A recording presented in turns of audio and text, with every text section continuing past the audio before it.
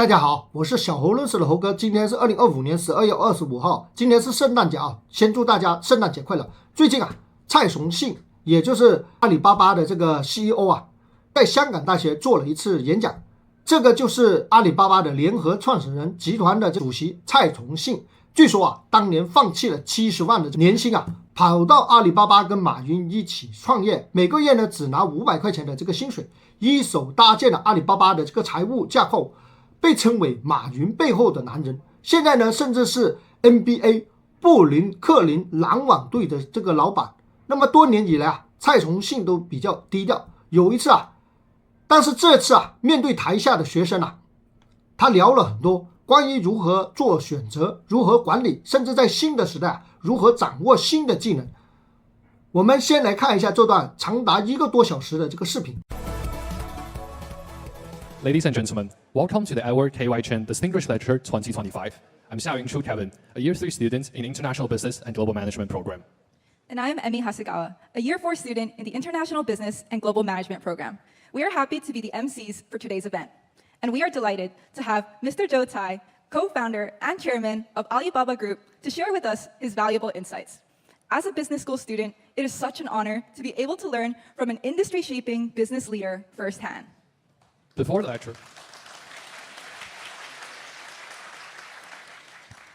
lecture commences, may we first invite Professor Hongbin Cai, Dean of HKU Business School, to deliver a welcome remark. Professor Cai, please.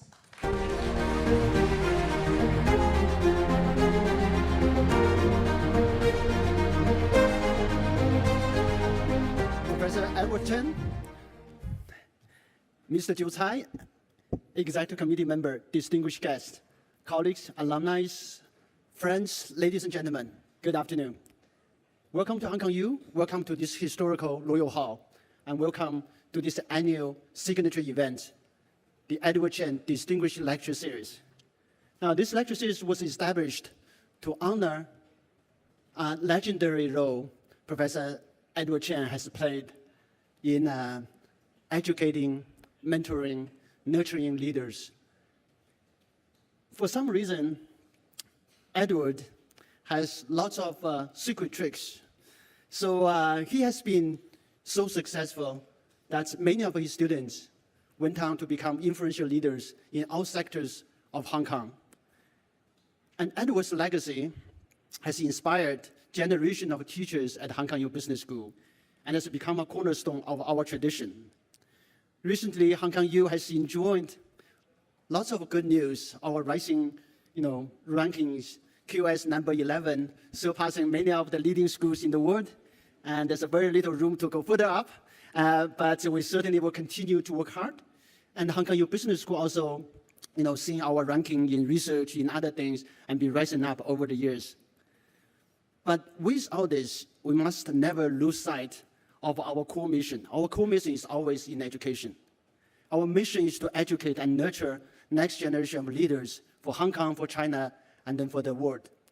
So let's continue to follow Edward's example, committing ourselves to making positive impacts on our students, and they can go on to make positive impacts in the world. So please join me in giving a warm round of applause to the forever young Professor Edward Chen.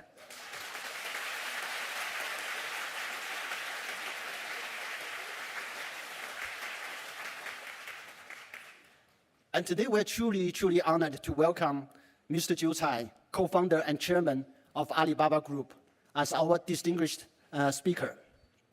I think what I'm most impressed about Zhou is his extraordinary ability to reinvent himself and reinvent Alibaba time and again. So from his early days as a lawyer, as a banker, I was asking Zhou, why did he make that jump to join a small startup in Hangzhou, which was led by someone who couldn't find a job himself. And to join, and then to really transforming e-commerce in China. And then later on, investing in global sports franchises. And then when Alibaba needed him, went back to Alibaba to steer Alibaba to this AI and cloud era. So I think his journey is really a masterclass of courage, of vision, of adaptability, of greater leaderships for change. I think in today's fast evolving world, and this is very essential for any personal and business success. So at the Hong Kong U Business School, we too embrace this spirit of reinvention. So as AI and the global dynamics shifts at an unprecedented pace, we've been launching new programs, reforming our curriculum, refocus our research to remain on the forefront of business education. From our roots in Hong Kong, we've deepened our presence in mainland China with centers in Beijing, in Shanghai, in Shenzhen, while also expanding globally with a center in Vietnam and our Hong Kong U Europe Center or campus in Barcelona. So to our students and alumni today, whether you are navigating a competitive job market or a fast-changing industry, I think the ability to embrace change and reinvent yourself and your business is absolutely crucial. So I'm sure Joe's insights will inspire all of us. So thank you so much, Joe, for joining us. We are so delighted you are here. Let's get started. Thank you. Thank you, Joe.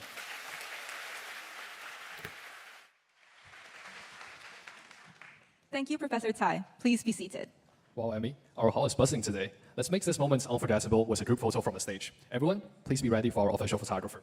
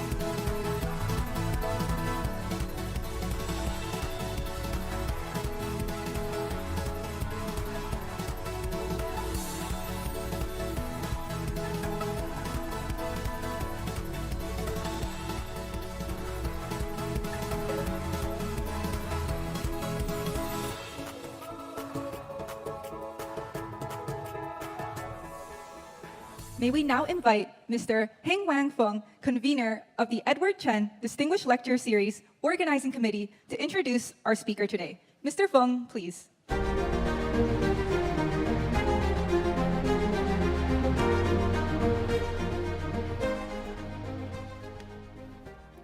Good afternoon, everyone. It is a genuine privilege to welcome all our distinguished guests, esteemed faculty, fellow alumni, and students to this Edward K.Y. Chen Distinguished Lecture. While there are many distinguished guests in this hall, in the interest of time, allow me not to address any of them individually, but just say, all protocols observed. I trust none of you would want me to stand between you and our speaker for too long. Let me now start with my pleasant duty of introducing the speaker. Ladies and gentlemen, we're living in a moment of profound global transformation. The question of what drives economic growth in the world's second largest economy is not just an academic exercise.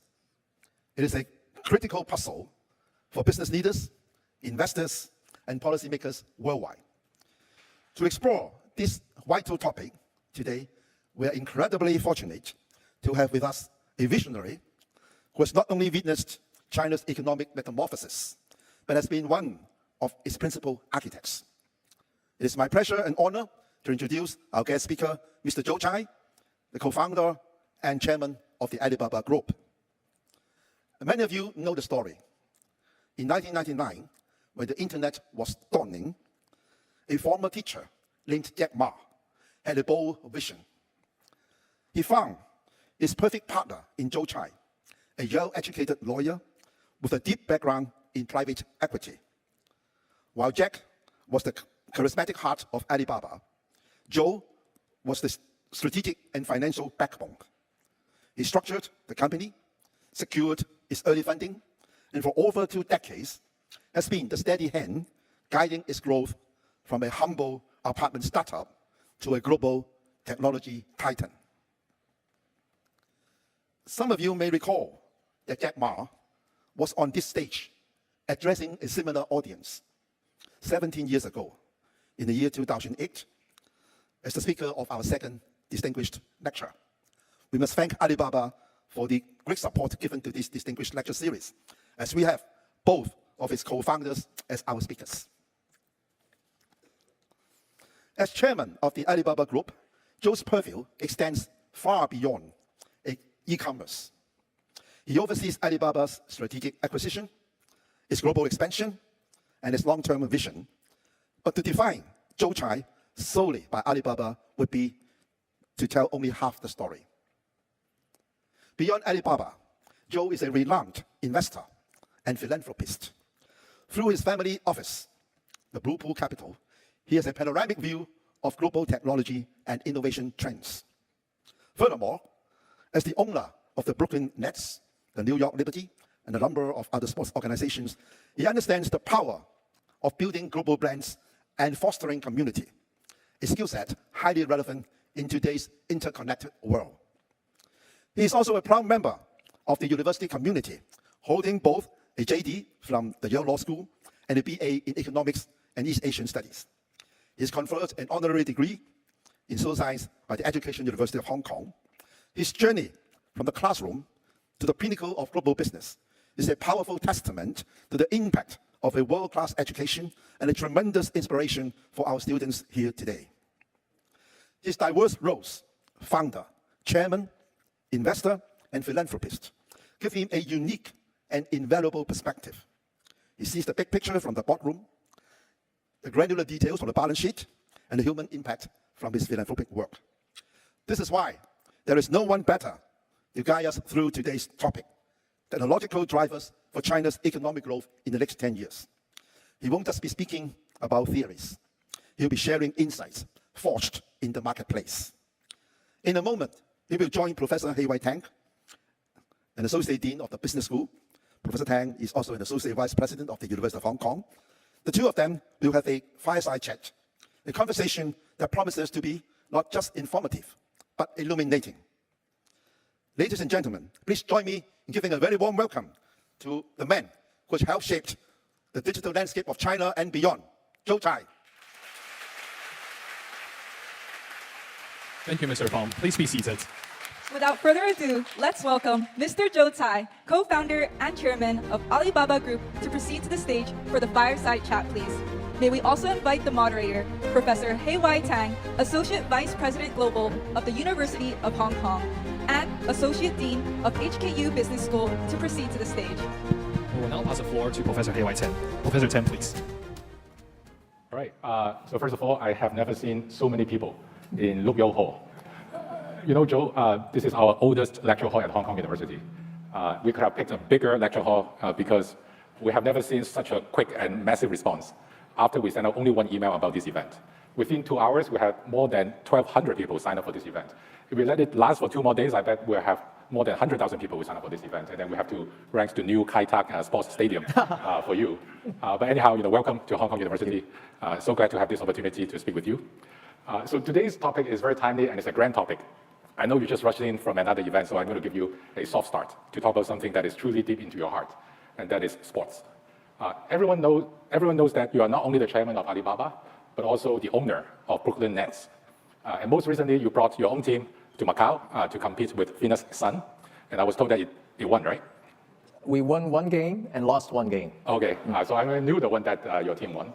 But my first question to you, which is also very interesting for our audience, is that when did you get interested in investing in professional sports? Yeah. And what kind of opportunities you think NBA can bring to China? Professor Tang, before I get into the question, I first just want to express my deepest appreciation. I feel extremely honored to be able to be on the stage. I'm no Jack Ma, but to have this opportunity to share ideas. When you guys approached me, this is a lecture series, and I said I didn't want to stand up on the podium to lecture people. I would prefer to do a fireside chat format so that we could sort of exchange ideas, and in honor of Professor Chan. And so I look forward to this exchange, and also I understand there's a little bit of Q&A later on with the students in the audience. So I really look forward to that. So thank you very much. Thank you. Yeah, so the NBA has been in China for a long time. They've actually played games in China for many, many years. and then there was a hiatus after 2019. This year was the first time in 6 years that the NBA brought two NBA teams. One of them is mine, Brooklyn Nets, to play in the Chinese territory. And they chose to play in Macau. They have a deal with the Macau Sands organization to play in Macau for the next 5 years. But part of the deal is that there's a chance for the NBA to also opt to play in mainland China. So at some point, I expect that in the not too distant future, the NBA will be back in mainland China. And from the NBA's perspective, the logic is very clear. China has probably the largest basketball fan base in the world, and everybody follows NBA. Why is that? Because NBA is the league where the best players in the world play. About 30% of the NBA's players are non-American. They come from all over the world. They come from Europe, Eastern Europe, Australia, not many Asian players, but of course we hope that in the future, China would develop its basketball program and we can see another Yao Ming in the NBA. So the fan base is huge in China. So it makes a lot of sense for the NBA to come back to China and play games so that the players can interact in person with the fan base. And of course, during all these years, the NBA's games are always broadcast in China through central television and also on streaming media. From China's perspective, it's equally as important for China to be engaged to the rest of the world and to bring the best part of sports and other aspects of culture from around the world to China, to interact with the fan base in China. And so this time, we get a huge, very warm welcome from the China side of things, and because the NBA is so popular. And the games are a huge success, and we actually gave the fans a very good showing in terms of the competitive level. One game went into overtime. The other game was, I think, we actually won. We lost the overtime game, but we won the game by like 3 points the second night. So it was a great experience, and I'm just very positive about this kind of cultural exchange and sporting exchange. I just wanted to mention this idea of using sports to bring cultures together is very, very important. A big part of my philanthropy in China is all about sports, investing in sports as part of education. And I have a program to bring middle school kids, 8th graders that are about to go into the 9th grade, for them to send them to the United States for high school, 4 years of high school, to play basketball, but more importantly, to get an education in the US. There's a little bit of replicating my own experience because when I was young, I left Taiwan when I was 13 years old, and then I went to the US for boarding school and university and so on. And this program is actually both developing the next generation of basketball talent in China, but also giving the kids an opportunity to see what's outside in the world. And also, I think the biggest beneficiaries are the high school kids in the US, the Americans. They see these kids coming from China. They've all read about China, but they don't know, they haven't interacted with people, individuals. And we select the best of the best, both from an academic standpoint and also basketball skill standpoint. And they come into the US environment and they become part of the community, and they're well loved in the community. So this is great. This kind of people-to-people exchange is so important. And I believe, if I have the resource and ability to do that, I will always support that program. Great. So how many kids can get your scholarship and go to the US? It's very selective, competitive. So every year we select between 6 to 8 kids. Okay, those are really the best. Yeah. I was hoping that my 9-year-old son will have a chance, but I guess it's too challenging. They can always try. Yeah. You're holding them back. Okay, great. Yeah, very encouraging. So great. Well, I didn't know about the philanthropy part of your sports business, but I hope that you can keep bringing your team to China to show us the best of the professional basketball in the world. Right. So my second question, before we really get to the grand topic, is about Alibaba. Your friend Jack Ma came here in 2008, and obviously you may still remember in 2008 what Alibaba was. But my understanding is, in the last 26 years, Alibaba was transformed into a pretty simple B2B e-commerce company to today one of the largest AI plus cloud computing company. Could you share with us a little bit about how Alibaba has been so transformative, and what are sort of the secret sauce of Alibaba that managed to turn itself into different kinds of companies every 5 to 10 years?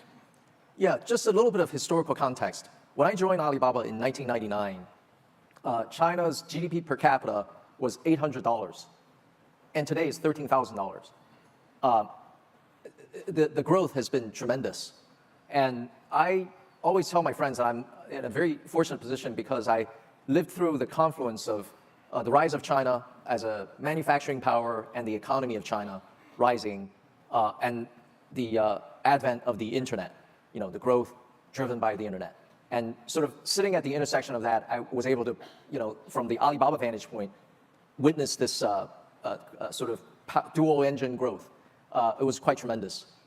And Alibaba's original idea, like you said, is a B2B website because Jack thought that he wanted to use the internet to level the playing field for all the small businesses in China, trading companies, small manufacturers, which, if you recall, before the WTO, China entered the WTO in 2001, but before that, international trade had to be done through state-owned trading companies. But once China entered the WTO, it opened up trade. And that was the beginning of China's development as a manufacturing base, because people started to set up factories. They could see opportunities to trade using the internet to trade with the rest of the world. So Alibaba's inception was a business-to-business website. We sold things, or we helped small businesses sell things wholesale. And by the way, Alibaba's first website was in English language. Because it was facing to buyers around the world, right? It was an outside-facing website. And then we evolved from B2B commerce to consumer commerce, which became the largest consumer shopping platform, Taobao, today. We also developed payment because there was a pain point. Buyers and sellers didn't trust each other. Buyers didn't want to pay first, and sellers didn't want to ship the product. So we invented a thing called Alipay, which in its original form was an escrow system to allow the trade to happen. And then we got involved in logistics and so on and so forth. And you ask about the secret sauce. I think the secret sauce is that a good company always develops when they follow customer needs and customer demands. We basically follow what our customers wanted, and we developed everything organically. I would always, if you people in the audience here, the students later on, you'll go out and found companies. You would always want to favor organic development over acquisitions. Now, of course, we've also made some acquisitions. Some of them are successful, and some of them failed spectacularly. But always favor the organic development because because you're developing it through your team, and your team has the best DNA in terms of the Alibaba culture and innovation. So that's how we sort of evolved. And then the reason we got into the cloud computing business was also to service our own need. It's not because someone decided, oh, cloud is a good business, we should, it's a good industry to be in, and we went into it. That's not the case. We developed the cloud business 16 years ago. 16 years ago, nobody was talking about cloud computing.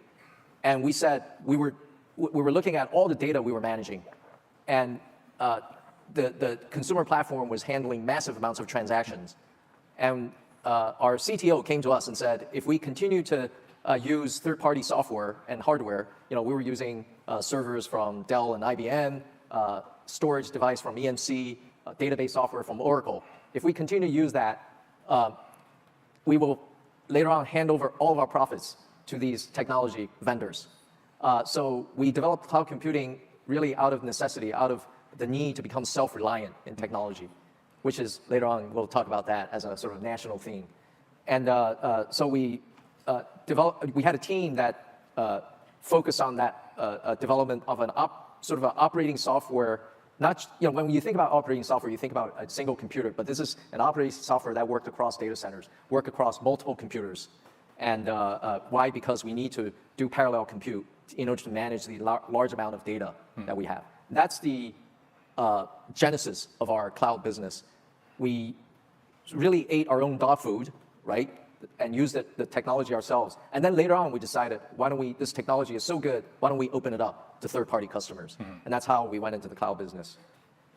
So I'm going to come back to the open source strategy, and we had a conversation last week about this. But today's theme is broad and deep, and is obviously very, very important. Let me give a short introduction about why we picked this topic. Last week when we had a conversation, the first thing that Joe told me is, I'm not a good trade or macroeconomist, but you got a degree from Yale, major in economics. So I don't know how that can be. And very quickly you convinced me that you're actually a very smart and savvy economist. May not be a macroeconomist. And then I explained to him that Edward Chen is one of the most influential economists and trained in Hong Kong and trained so many generations of great students who have become very successful in the private sector and also in the government. So I said, we don't have a lot of leeway to adjust the theme. It has to be about China's economic growth. So we added technological drivers, knowing that you invest a lot in technologies, and obviously Alibaba has been doing great on that front. Why 10 years, right?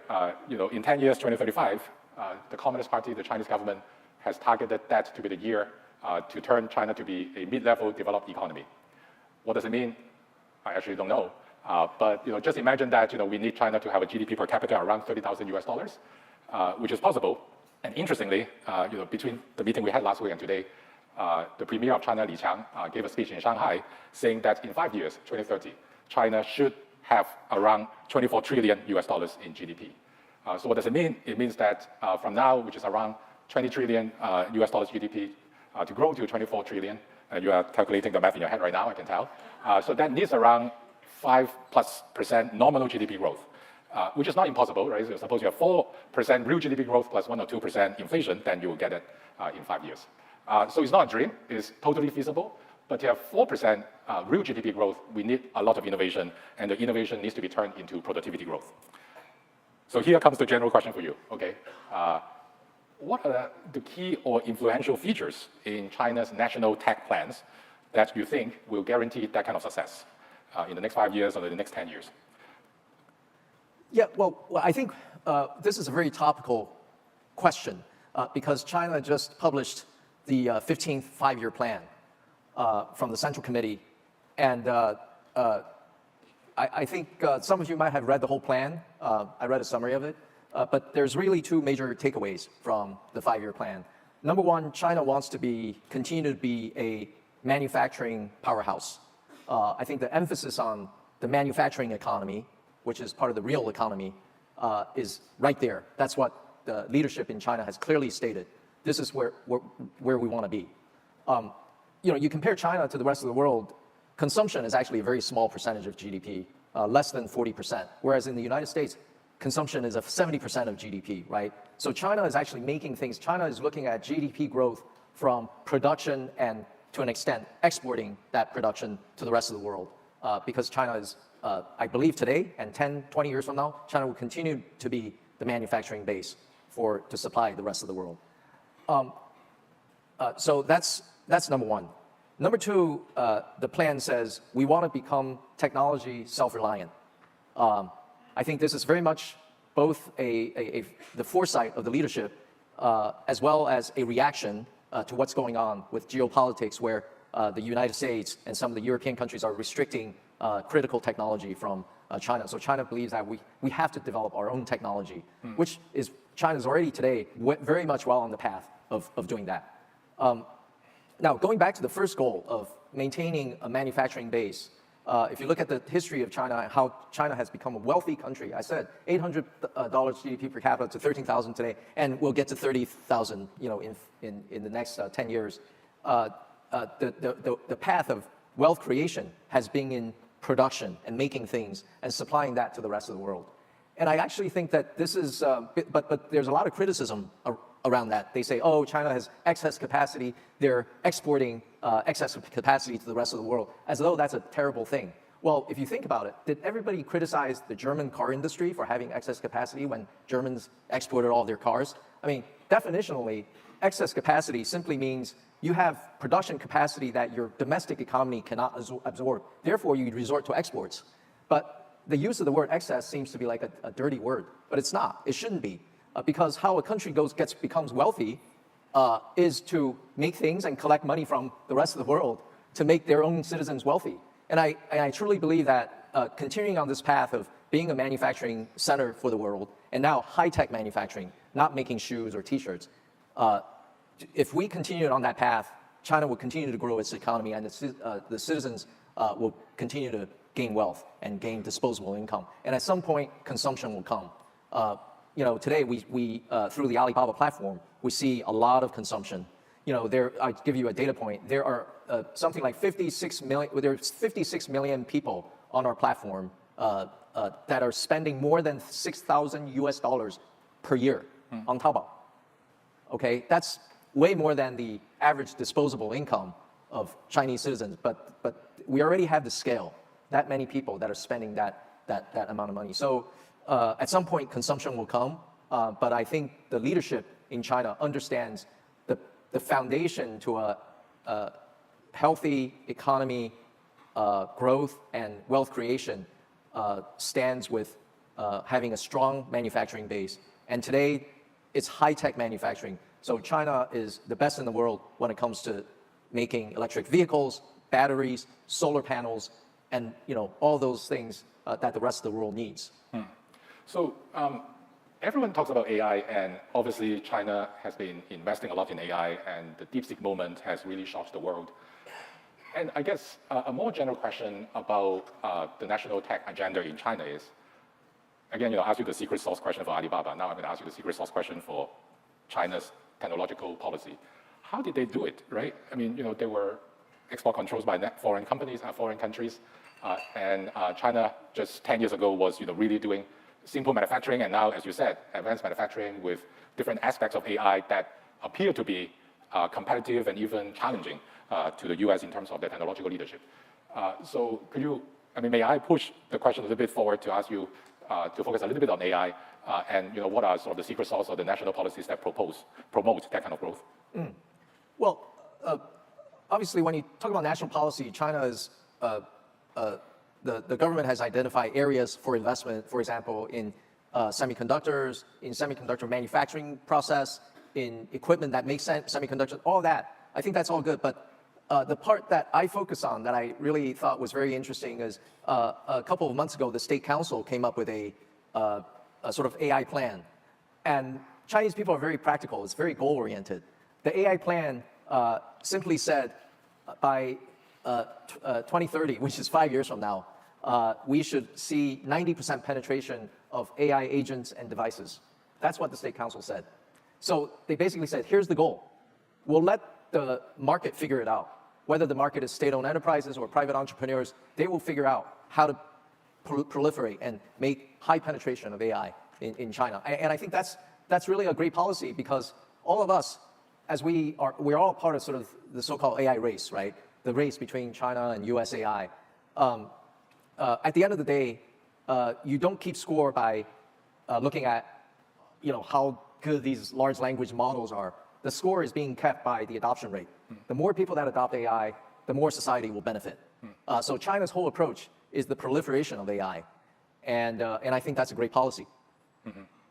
So I remember I talked to you last week about the uniqueness of China's AI ecosystem, and then you talked a lot about the talent pool, the infrastructure, the fact that China has advanced manufacturing while a lot of advanced economies don't have today, as well as the ability to generate energy efficiently. So could you share with us, with the audience about the competitive advantage of China in terms of becoming an AI superpower? Yeah. So right now, I think the way Americans want to define who's winning the AI race is purely by looking at how good the large language model is. So one day is OpenAI, the next day is Anthropic, and then the Alibaba Quinn model becomes. By the way, the Alibaba Quinn model just won like a 2-week contest of trading cryptocurrencies and stocks. Wow. They asked something like 10 different models, American models and Chinese models. The Alibaba model actually became the winner of the whole thing, and DeepSeek is second.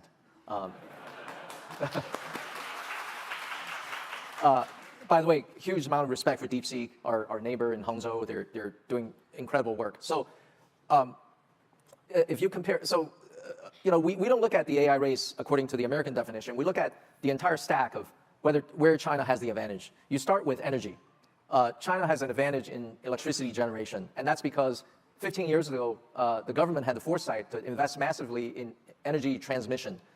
When you generate electricity in the north, it has to be be transported to the south, right? And when you generate electricity, especially in clean energy, where there's sun, there's wind, there's water, not necessarily is where they need the electricity. So it has to be transmitted to somewhere else. So the state grid in China, there's 2 grids, right? There's a north and south. They make $90 billion of capex annually.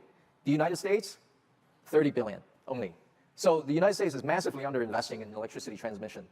But China has been doing this for the last 15 years. And the result of that is China's installed base of electricity generation capacity is 2.6 times that of the United States.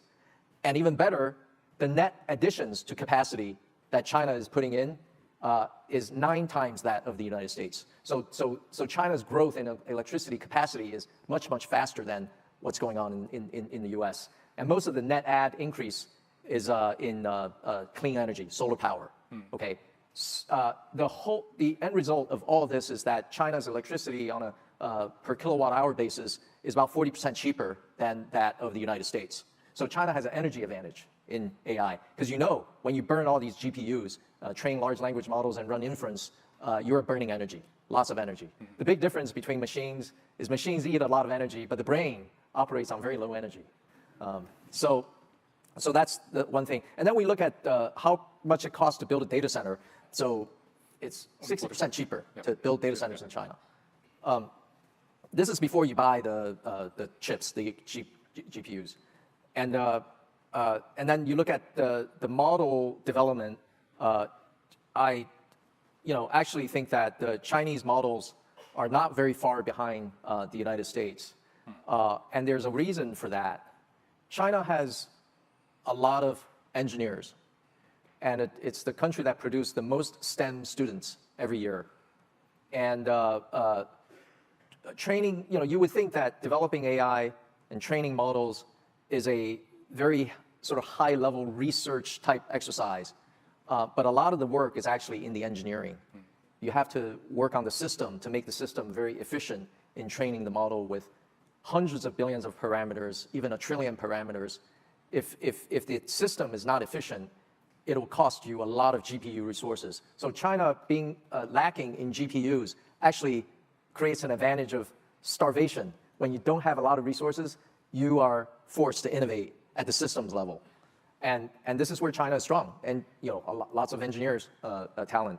Globally, so very interesting thing, globally, almost half of the AI scientists and researchers have had a degree from a Chinese university. Globally. Whether they work in the US companies or they work in Chinese companies or anywhere globally. So what that means is you go to a company in the US, many of them are ethnic Chinese. And that's very, and I just recently saw a social media post. Someone working at Meta, which is Facebook, is complaining that this is not a non-Chinese person. He's complaining that the AI team that he's working in, everybody is speaking Chinese, and they're sharing ideas in Chinese he doesn't understand. But they're so smart in creating all these AI tools. They should be able to real-time translate Chinese into any languages. Yeah, but in a sort of water cooler conversation where you sit down in the cafeteria, it's like it's hard to capture everything, right? So, so what that means is a lot of the idea sharing and exchange is happening in Chinese globally in AI. This is the first time Chinese language is an advantage. It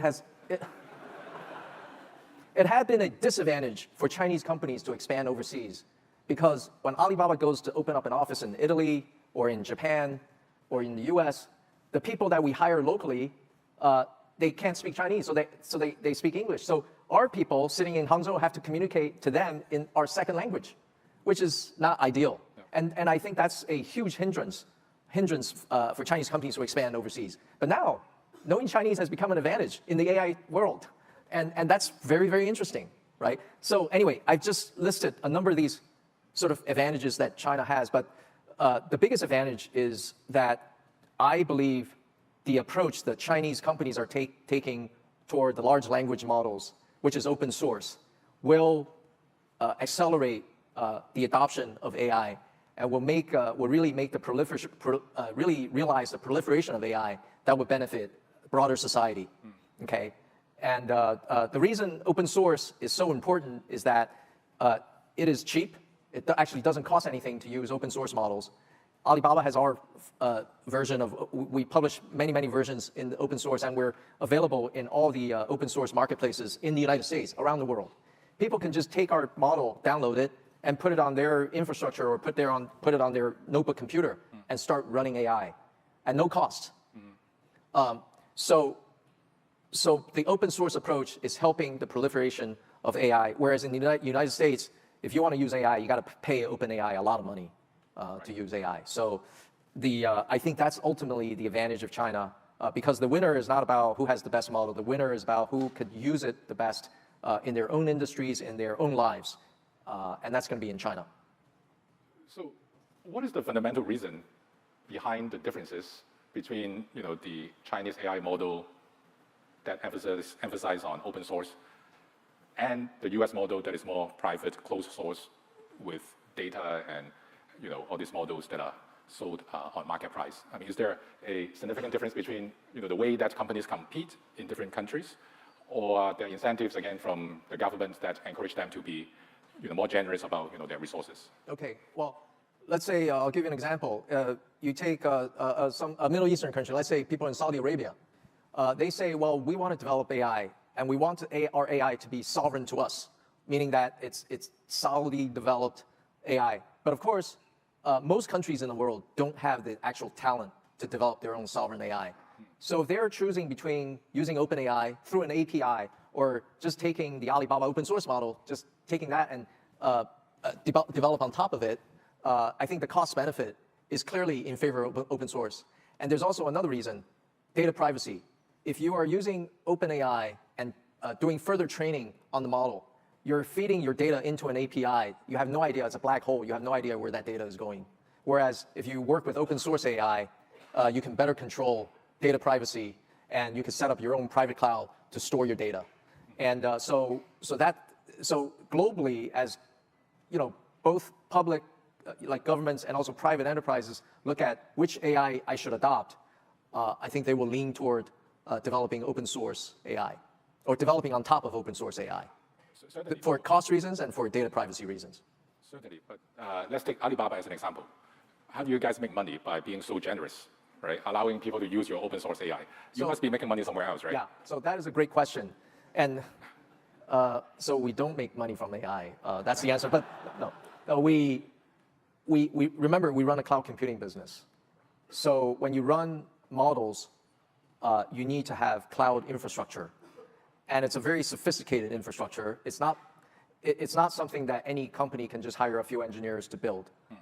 You need both the expertise in that infrastructure running AI and also the scale, because this is a scale game with, just like individually, we don't build our own hotels. You go rent a hotel, you go stay in a hotel. So because the hotel operators have scale, same thing as the data center business, the cloud business. It's all about aggregating infrastructures, and as you have many customers, you have that operating leverage to lower the unit cost of serving your customers. So through our cloud service, if people are running AI and they happen to want to use Alibaba Cloud, we have a whole suite of products, from storage to data management to security to networking to containers, which is a term that I really don't understand anyway. I'll just say it.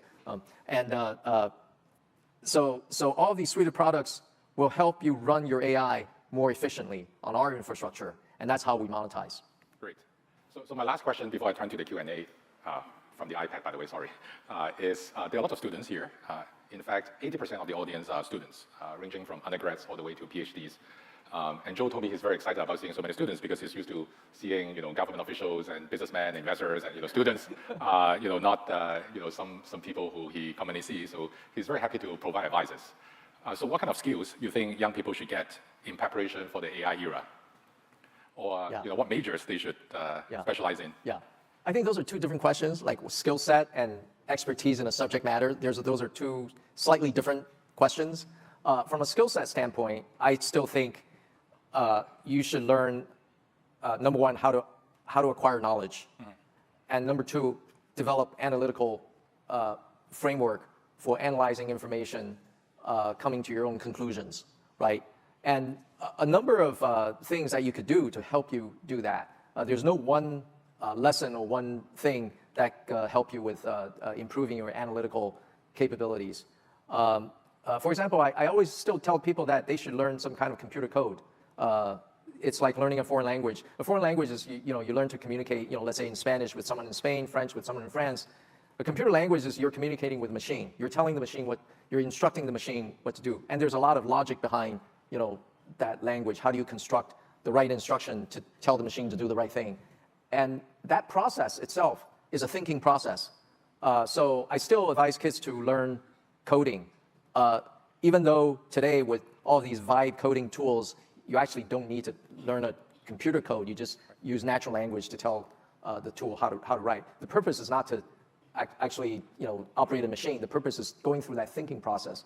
I come from a legal and finance background. In finance, what do people use? Spreadsheets. I tell my kids, you should learn how to work a spreadsheet, because constructing a formula in a spreadsheet and make it work, you just type in one number and it just, the number just sort of calculates itself, the formula calculates, and then you have the results. It's a beautiful thing. And if you know how to work a really good spreadsheet, that's a thing, you're going through that thinking process. So skill set wise, I think, learn how to acquire knowledge, learn how to analyze and think. And also an important skill is to ask the right questions. That's one thing. The other is sort of subject matter. I have been telling kids, young people, 2 subject matters that they should study. One is data science. It's a fancy term for statistics. It used to be called statistics. Now people call it data science. Because in the future, we're going to see data explosion. The more digitized the world, the more data you will acquire, or the company will acquire. And understanding how to manage that and analyze data is very important. Now, having done the data side, you wanted to touch upon the human side of things. So study of psychology is important. Psychology and biology helps you understand how the human brain works. I still think, as I said, it is still the most efficient, energy-efficient machine there is. And understanding how the brain works is quite important. A third thing is, it just came up, I think a lot of kids today are not learning computer science, but instead they're learning material science. In the future, the world is, is being dominated by bits, but in the future, what makes the bits move faster is going to be atoms. Understanding how the atoms work is going to be quite important. People make semiconductors. There's going to be a lot of innovation in the semiconductor space. So I think material science will be an interesting thing to learn. Great. Basically, material science, cognitive science, data science, and we still need to learn how to code, not because we are needed, but we need to have logic in order to understand what AI is doing to us. So I think that's a very good set of recommendation. So Joe actually has a very tight schedule, and I know there are over 1,000 people here. So today we have a very special arrangement. There was a QR code for some of you to scan to ask questions, but it may be already too late because I already received 10 questions here. So you don't need to come up to the microphone because there's none. So I'm just going to pick the best questions. Some of them are a bit interesting, but don't blame me for asking them. If you don't feel comfortable, don't answer them, but I'm pretty sure you have a way to deal with it. First, a little bit of promotion. Joe, do you know, we actually have a John's degree with Alibaba Cloud Computing. So it's not a degree, sorry, it's a course. But you can get credit in order to get a degree. Thank you very much for Alibaba's support. There's a student from that course who asked a question. Alibaba Group has been a driver of changes across industries. What would be the next big change driven by cloud computing that would influence people's behavior and businesses? So, we see cloud computing as a utility, and it is like electricity. It's powering different activities, different technologies. And the hottest area in cloud computing is obviously AI, because cloud is powering the usage, both the training of the AI models, but also the usage, which is the applications, the inferencing of AI. So I'll mention probably the next sort of big transformation in AI is when people start to use AI not as just a tool, but as a friend. Right now, AI seems to be more of a tool.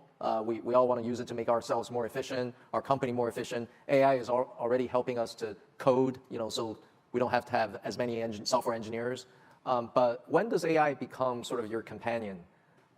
That's when if most people start to see AI just like it's another human being, that's going to really transform the world. It's going to transform behavior. Sometimes it's scary to think about that, but I see that happening.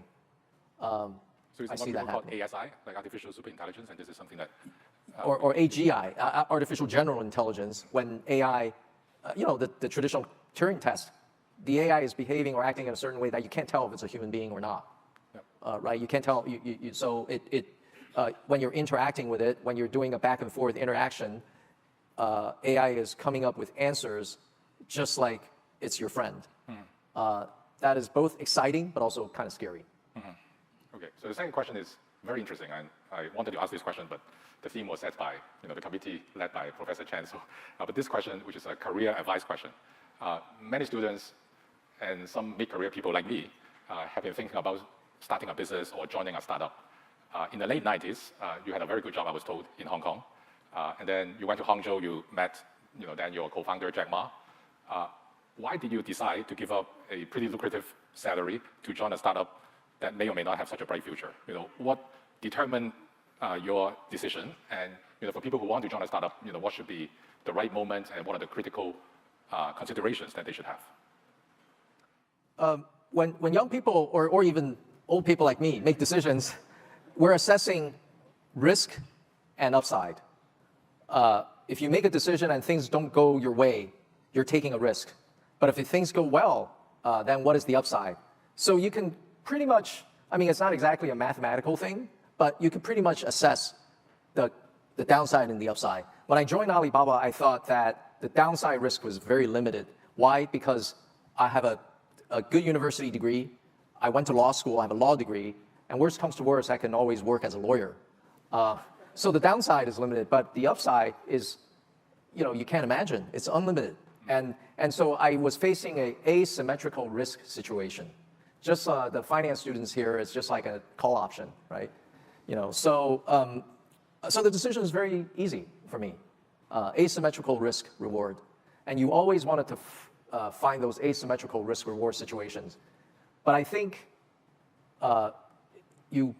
if you really try hard to find it, you may not be able to find it. The opportunities come to you. So the most important thing for the young people here is preparedness. You have to be prepared to seize that opportunity when it comes along. You don't know when it's going to come along.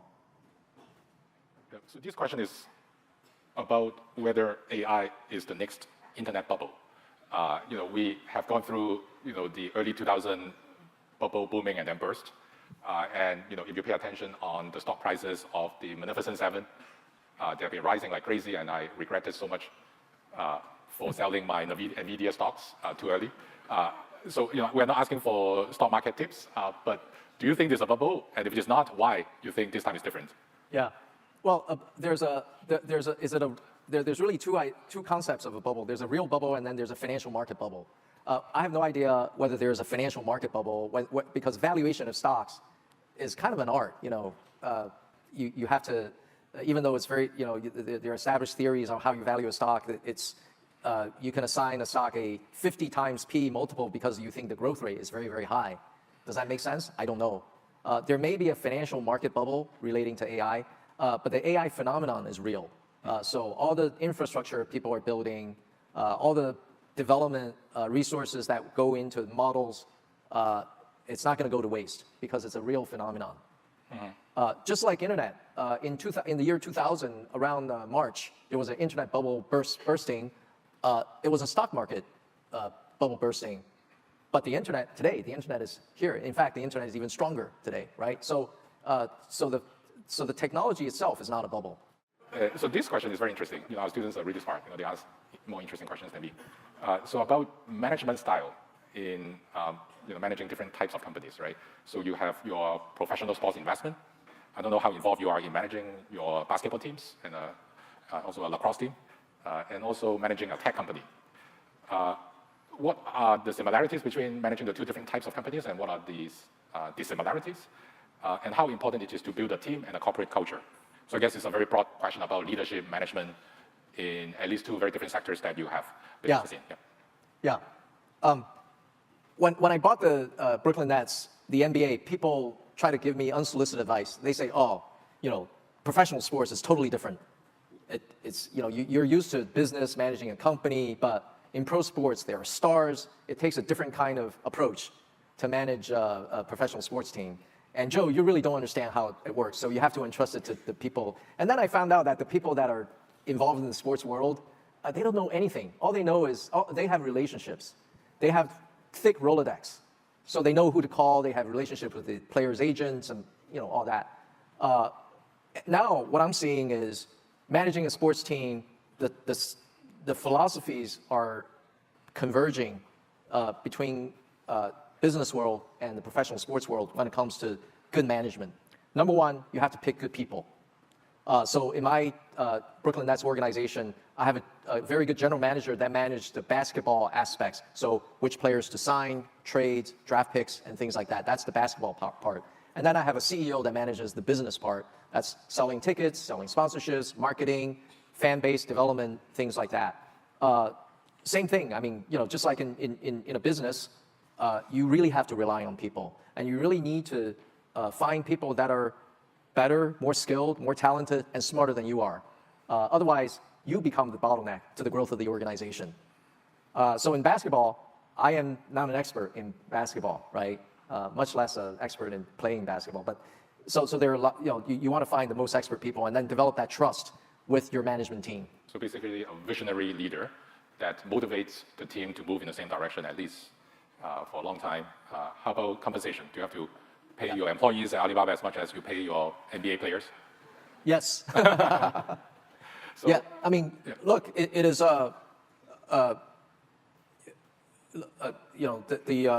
this is what I worry about, is how do we retain talent? Good people, they're always in demand. There's always going to be competitors that will be calling them. So developing a compensation philosophy, and also you have to customize a lot of the compensation when it comes to very senior talent in the company. I see my job as, because every time, we have a compensation committee on the board that's independent directors, but the independent directors are not very familiar with the operations of the company and with individuals in the company. So my job is to communicate how important our team is to our independent board and the comp committee so that I can convince them to pay them a lot of money because they're worth it. Great. So we have a few minutes left. I guess let me ask you an easy question for you. And in 2 minutes, can you tell us a little bit about what's Alibaba's AI strategy? What are you guys focusing on right now, and what's the next step? Without revealing too much trade secrets, obviously. No, our AI strategy is very simple. Number one, we do both large language model and cloud so that we can make money on the cloud piece, on providing the infrastructure for AI and for the digital age. And then on the model, we open source it so that more people adopt it. It's pretty simple. That's the strategy. Oh, I didn't know it's so simple. I wish I know how to run Alibaba, and you guys are really the dominant player in that field, although you didn't say that. I would like to conclude, but usually for the tradition of this lecture series, I will invite Professor Edward Chan to give a concluding remark.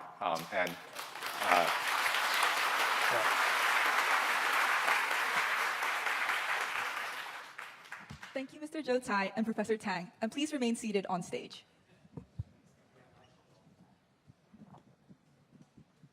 Thank you. Thank you very much, Mr. Cai, for coming to honor this occasion. Your presentation was so clear. Actually, it needs no summary. But my students may not be happy with it. They told me if you don't make a summary, they may not want to continue the lecture series. So I had better try my very best to sum up what you have said. Now, even you have a lot of insights. Even from the preamble questions, I learned a lot. That is, I learned when you do things, don't just consider private benefits. Social and public benefits are important. Like you invest in basketball game, it's a cultural exchange underpinning the whole business. When you start Alibaba, it's not only just making money, but the e-commerce B2B platform will also facilitate the small-scale merchants business. So it's really, the story of success is not only yourself, but also the private, not only, but also the public benefits. But the subject of today is technological drivers for China's economic growth in the coming 10 years. There was no explicit question, Hey Wei, but implicit in the dialogue, it is very simple. The major single most important driver, technological or financial or economic, must be AI. That is a driver for China's economic growth in the coming 10 years or even longer. From the dialogue, I understand that there are 4 major factors to account for the success of China's AI development. The first factor is very determined national strategy, top-down. Right? There's a very clear-cut objective. For example, in 5 years' time, 90% proliferation of AI in China. And besides investing in infrastructure, also inspiring private companies to do R&D. So that's first one, is national strategy. The second factor is electricity. Electricity, the foresight of China in providing ample supply of electricity is very important. Now, no wonder in the past 2 days I was involved attending the Global Financial Leaders Summit. The fund managers told us, don't just eye your investment in AI companies. You should buy more energy company shares. So that is the tips. And that echoes exactly what Mr. Chai said today. So second factor is the foresight of China in the provision of electricity. The third factor accounting for China's success is the supply of engineers. And at the system level, engineers are very important in AI development. When I was young in the old days, people told me, in America, if you have a problem, the first thing you think of is to find a lawyer. You were a lawyer before. But in Japan, when you have a problem, the first thing that you think of would be engineers. Right. Now it's not Japan, but China. Right. So when we have a problem, we think of engineers. So the third factor is the supply of engineers. The last factor, the fourth factor for China's success, is the open source language model adopted by most of China's AI firms, including, of course, Alibaba. This open source language model is very important in my view to promote the further development of AI, because the open source system enables other people to modify, to improve on your model, and therefore speeding up AI development. But also, if you adopt the AI open source model, you also speed up the proliferation of AI into the whole population. So these are the 4 major factors, if I understand, accounting for China's success. So China has a very bright future in AI, and I'm sure in a not too long future, China will overtake the United States in AI development. I hope that is your conclusion. Thank you. Thank yes. you. Thank you, Professor Chen. Please remain on stage for souvenir presentation and some group photos. Now may we invite Mr. Tsai to receive the souvenir and take a photo with Professor Chen, please. Mr. Tsai, please.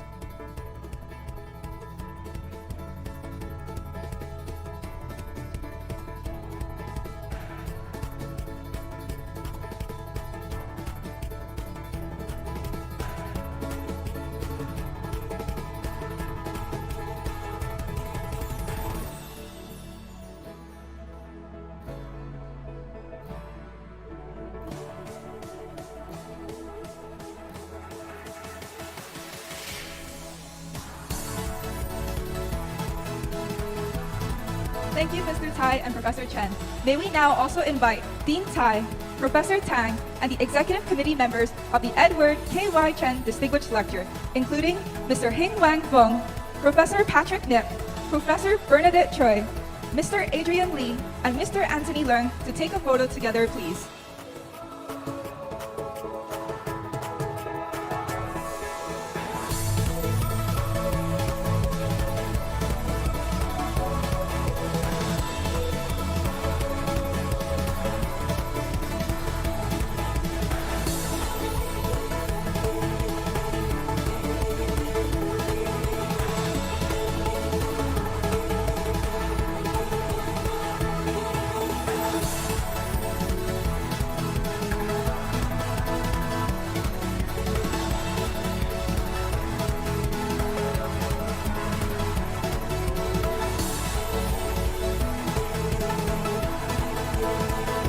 This is the end of tonight's lecture. Thank you once again for joining us.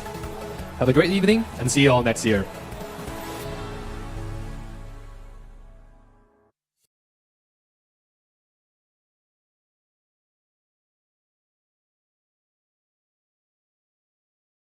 好的，这个视频我们看完了啊。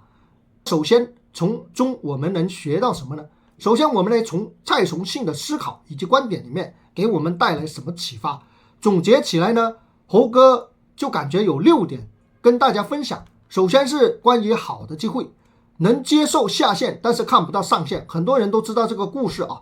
1999年，蔡崇信在香港做着投资机构的副总裁，拿着100万的年薪。马云呢，在杭州的湖畔花园，连公司都没有注册。但是蔡崇信既然选择辞掉年薪70万这个年薪，跑到杭州跟马云一起创业，哪怕是拿着500块钱。那么事后看呢，很多人都会觉得蔡崇信的眼光比较好，跟对了人，有情怀。但是蔡崇信说没有那么复杂，我只是算了一笔账。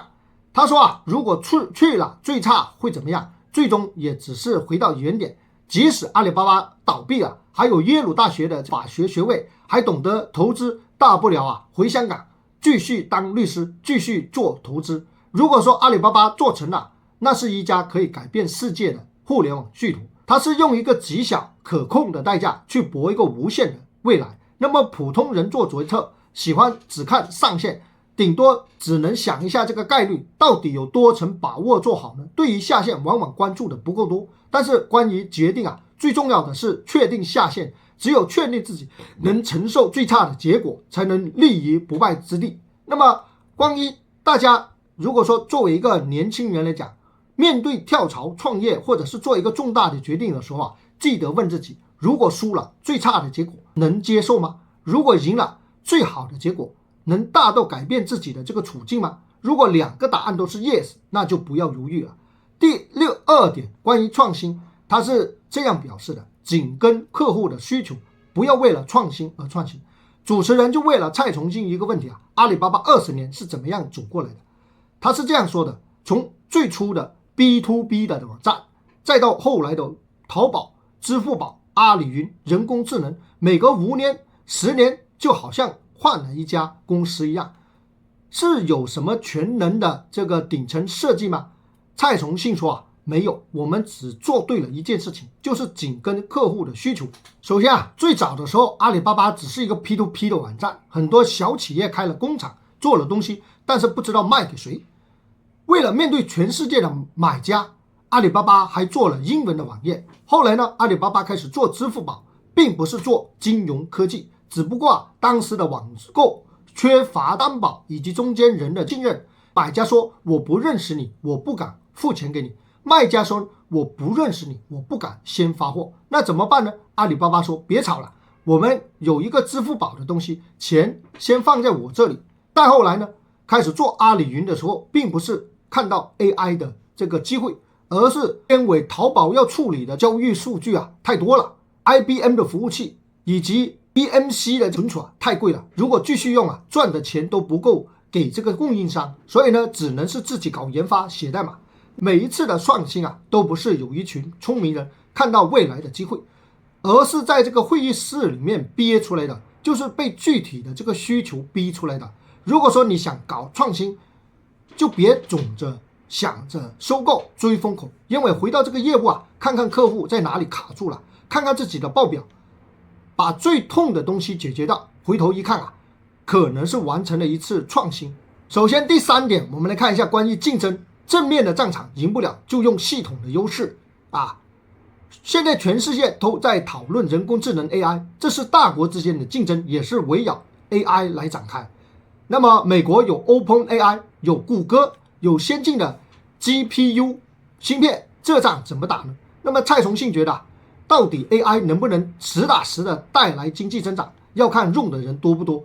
那么中美之间 AI 的渗透率会高吗？就看谁的成本更低。那么中国的 AI 成本呢，一定会比美国低，这是结构性的成本优势。首先是电， AI 的尽头就是能源，跑模型算数据是巨量的耗电。那么过去10几年中国在电力传输上的这个努力，每年的投入足足有900亿美元。那么美国呢，只有300亿，这就导致中国的用电价格比美国便宜了40%。还有一个是机电，在中国建一个数据中心，造价大概是比美国要便宜60%。还有一个就是大量的工程师，真到最后体系整个落地是大量的工程都需要人，只有便宜，那么才能普及，只有普及才能得到最后的真正的胜利。对于无数的创业者来讲也是一样，对方的技术比你强，但是运营的成本、获客的成本、交付的成本能够做到比你低，系统级的低成本去稀释掉那种劣势的机会，长久来讲呢，肯定是能获胜的。真正的竞争优势并不是单点的强大，而是整个系统的高效。第4点，他讲到的是关于模式，把这个核心能力开源在周边的服务盈利。这就看到阿里开源了大量的模型，目的只有一个，为了在不同的场合赢得其他的竞争对手。如果说中东想要发展人工智能，相比之下，在 OpenAI 花钱开一个接口，拿到阿里的这个开源模型继续开发，无疑是隐私跟可控更好的选择。但是阿里巴巴都花了上百亿，招了那么多科学家，好不容易做出了 AI 模型，结果却免费开源，怎么赚钱呢？蔡崇信说，阿里巴巴并不是靠 AI 来赚钱，而是靠云服务来赚钱。你想用 AI， 我免费的模型给你用，随便改去改，随时都可以拿去装。但是你要跑这个模型就需要算力，就需要海量的数据，更需要网络的安全防护。这些问题呢，自己搞工程量太大了，不划算。那么阿里的云服务是不是很顺手以及兼容？当免费成为最大的这个护城河的时候依赖就是最好的这个收银机。很多的创业者死在获客上，或者是复购，那么没人买，也没有人继续买，不如换个思路，把核心的能力开源，把周边的这个服务卖贵。如果说你是做咨询的，你可以试一下，把你的核心方法论写成文章，拍成视频，免费公开。这样子呢，当这个客户感觉你的方法有道理，但是自己落地太费力的时候你就可以提供一个陪跑以及落地的服务。你如果是做设计软件的，你就可以把自己的软件免费公开，但是某些服务呢要收费。比如说设计图存在云端，跟团队5个人协同编辑，用独家的高清素材库，把可能性免费送出去，把确定性卖到高价。第5个关于管理他说要找对你比你聪明的人，然后依赖他们。那么现场有一个很有意思的提问，那么阿里巴巴跟 NBA 布鲁克林篮网队管理起来有什么区别？蔡崇信说其实没有任何区别。在他刚买下篮网队的时候很多热心人跑来劝他说你根本不懂得职业体育，这都全部是明星，你那套公司管理的逻辑行不通。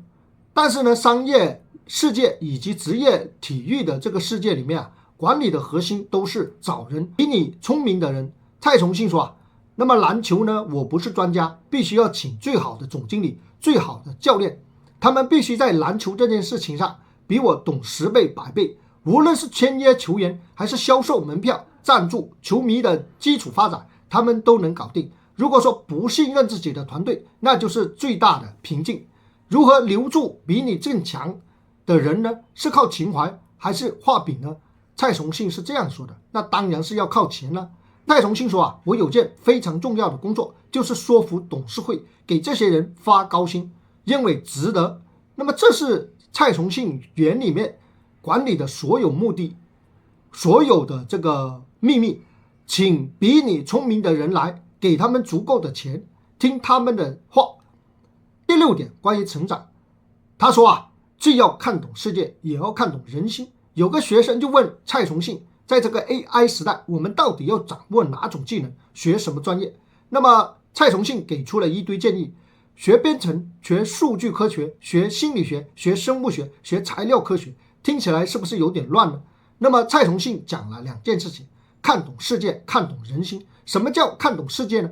就是快速的掌握知识，分析问题，得到结果。时代变化太快了，最要紧的是你已经掌握了不少的知识，当一个问题出现的时候你能不能在最短的时间内把它搞懂，变成你的工具？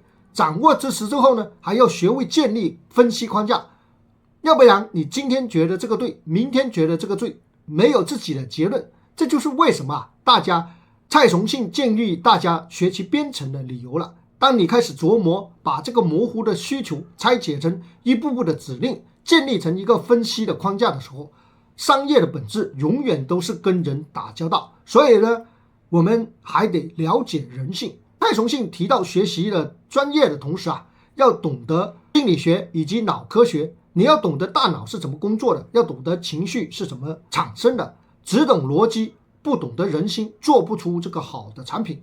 只懂人心不懂得规律啊，看不清这个大趋势。最后呢，蔡崇信是这样说的，他说啊，关于选择一个好的机会，接受它的下限，但是看不到它的上限。关于创新啊，紧跟这个客户的需求，不要为了创新而创新。关于竞争呢，是账面的正常，赢不下就要用系统的这个优势，稀释当点的这个劣势。第四呢，叫关于这个模式啊，要把核心的能力开源，在周边的服务上获得盈利。关于管理呢，他是说啊，我要找比我聪明的人，依赖他们。第六点，关于成长，他就提到了要看懂世界，也要看懂人心。或许啊，真正的理想主义者是极度的现实主义者，但是他们知道啊，环境会变，风口会变，甚至技术会变，但是常识跟逻辑跟底层的逻辑永远不会变。所以啊，大家如果觉得对未来感觉到迷茫的时候，不妨问一下自己最朴素的问题，就是要做一个决定，最坏的结果你能承受吗？搞个创新，客户在哪里，你能扛到吗？组个团队，这些人是不是比你聪明？你能听一下他们的这个话吗？这些问题呢，是没有预测未来的，但是回答好这些问题啊，是应对未来最好的这个方式。真心建议大家啊，2026年啊，所有人都去做一做自媒体。这个想法呢，都是源自于我看了蔡崇信在香港大学最新的这个访谈，他讲到了很多中美 AI 的这个问题。我听完之后啊，觉得他很多理念都适用于做这个自媒体。我挑一下他访谈中提到的3个宝贵理念分享给大家。关于中美两国竞争 AI 的时候谁能赢，他是这样说的，赢学并不是谁拥有最好的模式，而是谁能够把这个最好的模式应用在自己的行业里面。按照他的说法，美国人觉得赢这场 AI 竞赛关键是看大模型有多出色，就看自己最厉害的那个有多厉害。比如说今天 OpenAI 最牛，但是明天呢换成微软或者是谷歌其他的公司。中国觉得赢的关键就是谁会用这个 AI， 谁能用 AI 获得更大的社会效应。中国的公司呢，在大模型方面啊，采用的是开源的方式，让人工智能快速的普及，更多的人上手。这个理念呢，用到自媒体里面，做好自媒体的关键不在于谁厉害，谁的文案能力比较强，审美的能力强，专业知识牛逼，而是谁能随时随地都能做自媒体，让这个执行落地，能够更好的帮助别人解决具体的问题。我做自媒体，我知道很多人对做自媒体是有过担忧的，觉得啊，写作不行，剪辑不行，录视频容易口吃，镜头的表现力不行。很多人呢也想通过自媒体来获客，做知识付费，但是他会在大脑里面深深的打个问号，觉得自己能行吗？我能不能卖出去自己的产品以及服务呢？这么多牛逼的这个行业人，我能讲得比他们好吗？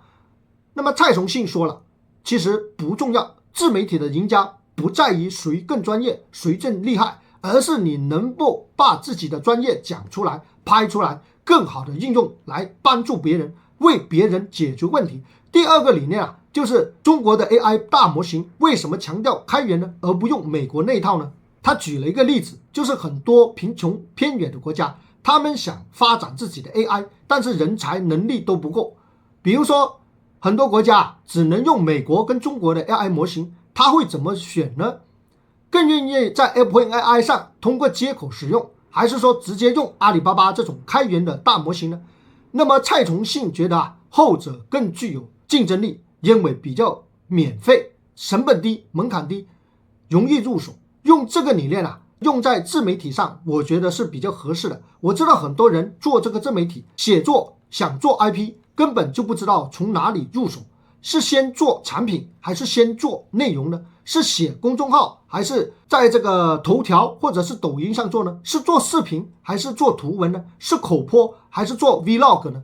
那么脑子里面一酱，就有点像一团浆糊，光想这些问题啊，每天想文案都很内耗。按照蔡崇信的回答就是很简单，新手就是从0到1，怎么简单怎么来，怎么录制视频，怎么成本低就怎么来，你不要搞一个1万多块钱买一个相机，或者是2、3千块钱买一个大疆的相机其实怎么门槛怎么低就怎么来，不会拍视频那就多拍，口播能力差那就去写文字，写不了几千字的长文先写100字的怎么样？比如说小红书的图文笔记，比如说公众号的小绿书，都不超过1000个字，优先执行开始才是重点。同样挣不了大钱，那就先挣一下流量组的这种小钱，做不了大的付费课程，那就做一些细分的小课程。第3点就是很重要的一点，为什么蔡崇信当年放弃美国70万美元的年薪，跟着马云回到杭州来做创业，拿500块钱的月薪呢？是什么决定了这个选择呢？